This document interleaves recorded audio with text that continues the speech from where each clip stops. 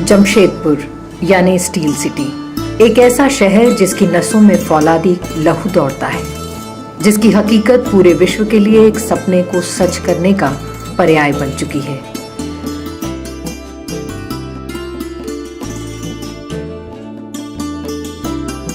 आज पूरी दुनिया जमशेदपुर के इस फौलादी जज्बे को सलाम करती है।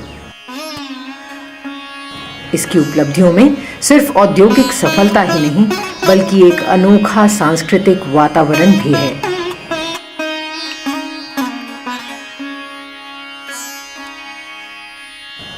जमशेदपुर की अपनी एक अलग संस्कृति है।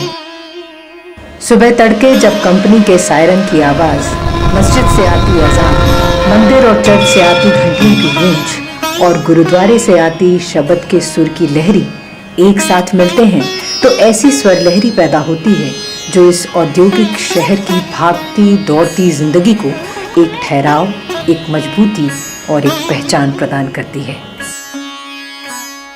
यूं कह लें कि एक छोटा भारत यहाँ भी बसता है। पूरे विश्व में भारत अनेकता में एकता की संस्कृति के लिए जाना जाता है और इसकी खूबसूरत झलक 14 जनवरी को मिलती है।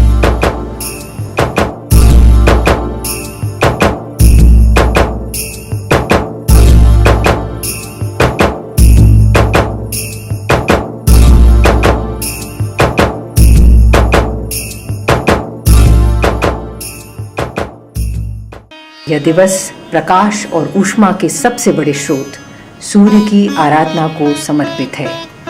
इस दिन सूर्य की गति में बदलाव आता है। सूर्य की गति दक्षिणायन से उत्तरायण हो जाती है। ज्योतिष के अनुसार सूर्य धनु राशि से मकर राशि में प्रवेश करता है, इसलिए इसे मकर संक्रांति के नाम से जाना जाता है। मकर संक्रांति ही एकमात्र ऐसा पर्व है जो समूचे भारत में एक साथ मनाया जाता है। ये अलग बात है कि इसका नाम और मनाने के तरीके अलग अलग होते हैं। इस दौरान बाजारों में हर एक समुदाय के लोग खरीदारी करते दिखलाई पड़ते हैं। बाजार तिलकुट, तिल, गुड़, गजक, रेवड़ियों आदि से भर जाते हैं। पूरा शहर इस तैयारी का हिस्सा बनता है।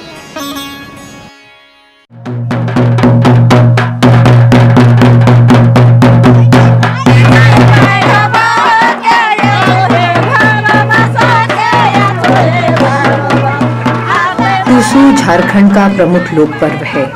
इसे आदिवासी व सदान समुदाय के लोग बड़े उत्साह के साथ मनाते हैं। जमशेदपुर में इसे हर्षोल्लास के साथ मनाया जाता है।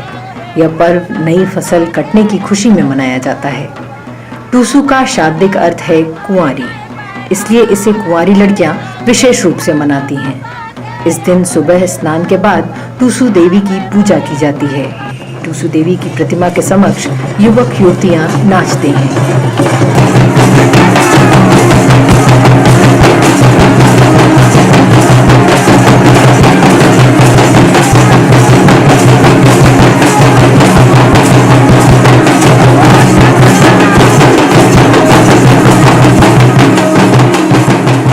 टूसू पर्व में गुड़ पीठा खाने, नृत्य करने और मुर्गा लड़ाई देखने का विशेष महत्व होता है। मुर्गा लड़ाई का खेल अत्यंत लोकप्रिय है। लोग इस खेल में न सिर्फ बढ़ चढ़कर हिस्सा लेते हैं, बल्कि बोलियां भी लगाते हैं।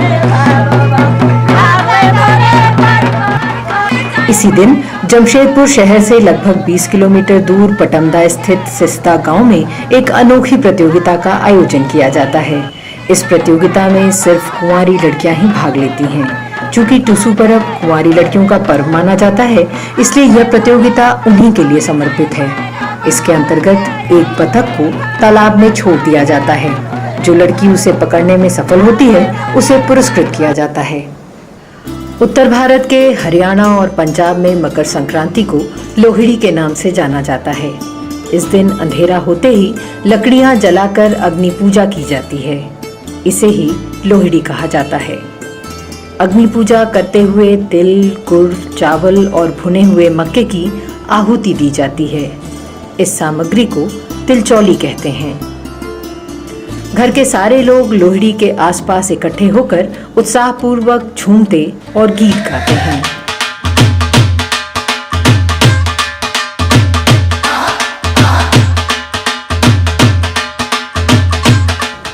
नई बहू और नवजात बच्चे के लिए लोहड़ी का विशेष महत्व होता है। इस अवसर पर लोग मूंगफली, तिल की गजक, रेवड़ियां आदि आपस में बांटकर खुशियां मनाते हैं। बिहार, उत्तर प्रदेश जगहों पर इसे संक्रांति के रूप में जाना जाता है। इसे मुख्य रूप से दान का पर्व माना जाता है। संक्रांति के दिन नहान का बहुत महत्व है। लोग स्नान के बाद दान करते हैं। दान में चावल, तिल, मिठाई सम्मिलित रहते हैं। इस दिन से किसी भी शुभ कार्य को शुरू करने पर बल देते हैं।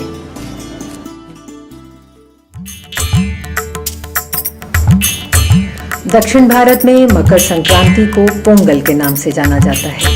यह पर्व भी नई फसल के कटने की खुशी में मनाया जाता है। पोंगल का शाब्दिक अर्थ उबलना है। पोंगल एक प्रकार की खीर होती है।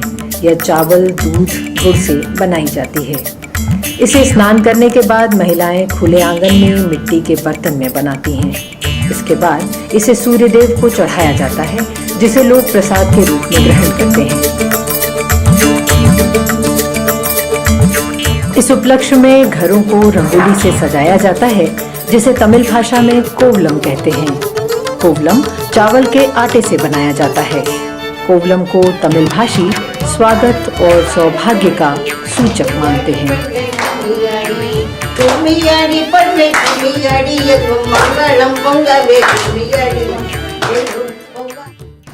सूर्य को अर्घ्य देते लोग हों या टूसू के आनंद में सराबोर युवतियां, लोहड़ी में झूमता पूरा परिवार हो या पोंगल में कोवलम रचती स्त्रियां, सभी अलग अलग होते हुए भी एक ही उमंग में डूबे नजर आते हैं।